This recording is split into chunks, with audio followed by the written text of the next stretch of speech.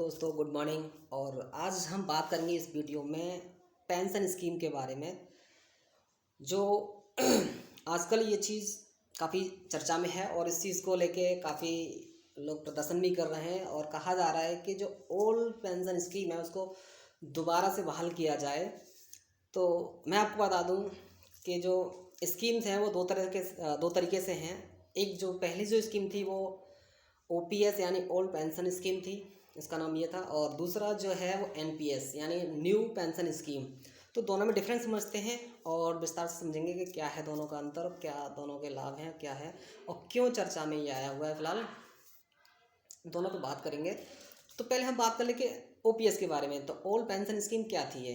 तो ये जो स्कीम थी जो स्टार्टिंग से चली आ रही थी और अभी मतलब बोले तो 2004 की बात है। ये अब 1 अप्रैल 2004 में इसको बंद कर दिया।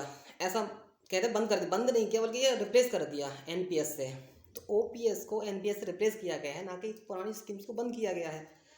तो पुरानी जो स्कीम्स वो ये था कि जो जितने भी कर्मचारी हैं, जितने भी सरकारी या जो गवर्नमेंट कर्मचारी हैं, उनकी स्कीम्स को लेके था ये।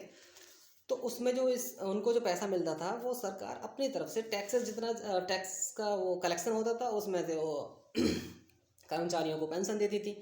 अब उसमें इस चीज़ को थोड़ा इसमें रिप्लेस किया गया है। पहले जो होता था कि कर्मचारी को कोई भी सैलरी से अपना डिडक्शन नहीं होता था और जैसे ही कर्मचारी करता था उसका टोटल 60 साल या जो उसका फाइनली जो ईयर होता था रिटायरमेंट का, वहाँ के हिसाब से उसको कैलकुलेट किया जाता था और जो उसका बनता था उसके हिसाब से उसको पेंशन दी जाती थी। तो अब जो है एनपीएस इसको रिप्लेस कर दिया गया। तो अब तो पहले कर्मचारी को पैसा नहीं कटता था जब उसको पेंशन मिलती थी ऐसे ही।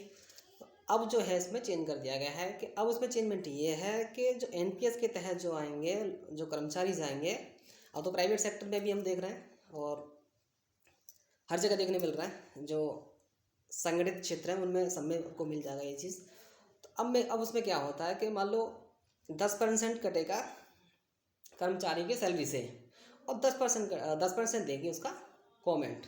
तो 10-20% होगा। तो ये जो कलेक्शन जितना भी आपने मान लो आज ड्यूटी आपने 25 साल की उम्र से किया और 60 साल तक गए आप, तो कितना ईयर्स होता है? 35 साल जो होता है। आप वहाँ से वहाँ तक का देखेंगे आपने कितना कंट्रीब्यूशन किया, उसके बाद आपका कैलकुलेट किया जाएगा कि आपको कितना पेंशन दी जाए 60 साल के बाद। तो पहले जो था उसमें कुछ कोई भी डिडक्शन सैलरी से नहीं होता था। अब उसमें 10% आपका होगा, 10% गवर्नमेंट देगी।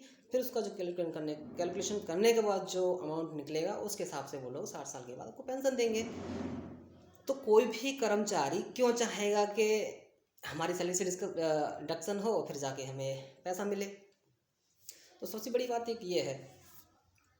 तो दूसरी बात यही है कि जो लोग चाह रहे हैं कि पुरानी पेंशन को बहाल किया जाए, तो वो ऑब्वियसली चाहेंगे कि पुरानी पेंशन को बहाल किया जाए, क्योंकि उसकी सैलरी से कोई डिडक्शन नहीं होता था। अब उसकी सैलरी से डिडक्शन होता है, उसके बाद पेंशन मिलती हैं।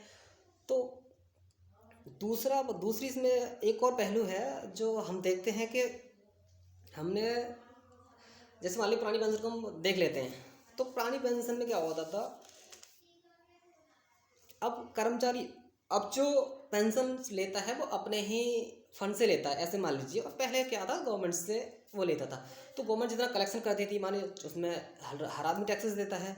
तो उसमें चाहे गरीब हो, चाहे मिडिल क्लास हो, चाहे अपर क्लास हो, कोई भी हो, उसमें सब लोग टैक्स का जो है टैक्स पेयर है आज के टाइम में देखा जाए तो, कैसी ना कैसी डायरेक्टली इनडायरेक्टली। और बहुत सारी सर्विसेज या जीएसटी वगैरह तो हर कोई देता ही है। तो इस तरीके से कलेक्शन करने के बाद उसको देते थे। तो अब ये कहा जा रहा है कि जो सरकार के जो पक्ष हैं, यानी जो जानकार के पक्ष हैं या सरकार के जो पक्ष हैं, वो ये हैं कि पहले गरीब का भी जो टैक्सेस है वो हम लोग उसमें पेंशन में देते थे। यानी जो अमीर जो नौकरी कर रहा है, यानी जो गरीब का पैसा हम एक से मान लीजिए गरीब का कुछ पैसा हम उस कर्मचारी को दे रहे हैं जो ऑलरेडी ठीक ठाक है, उसको हम क्यों दे रहे हैं गरीब का पैसा? तो सरकार का ये पक्ष है कि हम गरीब का पैसा उसको क्यों दें, है ना। तो ये बात ठीक है कहीं तक, क्योंकि इस तरीके से हम गरीब का पैसा सरकार अच्छे खासे को देंगे तो गरीब तो और गरीब होगा और पैसे वाला और पैसे वाला हो जाएगा। तो इन चीज़ों पे काम किया है। तो बट इसमें कुछ रिफॉर्म करने की भी ज़रूरत है इसमें, कि हमें डायरेक्टली ये सब तो नहीं कर सकते हैं। बट हाँ, जैसे अभी डिफेंस में अभी क्या है कि पेंशन बची हुई है जिसमें मिल रही है पेंशन, तो ऑब्वियसली डिफेंस में तो मिलनी चाहिए मेरे हिसाब से, मेरा भी यही व्यू है।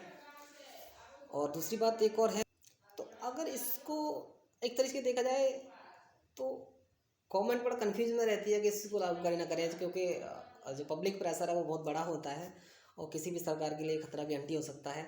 इसलिए सरकार कभी प्रेशर ना कैसे कदम उठा भी लेती हैं। और इसमें देखते हैं कि क्या होता है, सरकार इसको किस तरीके से काफ़ी प्रदर्शन इसमें चल रहे हैं कि पुरानी पेंशन को बहाल किया जाए, बट सरकार इसमें अभी कोई स्टैंड नहीं ले पा रही है। फाइनली जब स्टैंड लेगी तो फाइनली आपको हम बताएंगे कि क्या है। और जब तक के लिए बनी रही है इस वीडियो पे, तो नेक्स्ट देखते हैं, नेक्स्ट अपडेट मैं आपको दूंगा। थैंक यू, जय हिंद, जय भारत।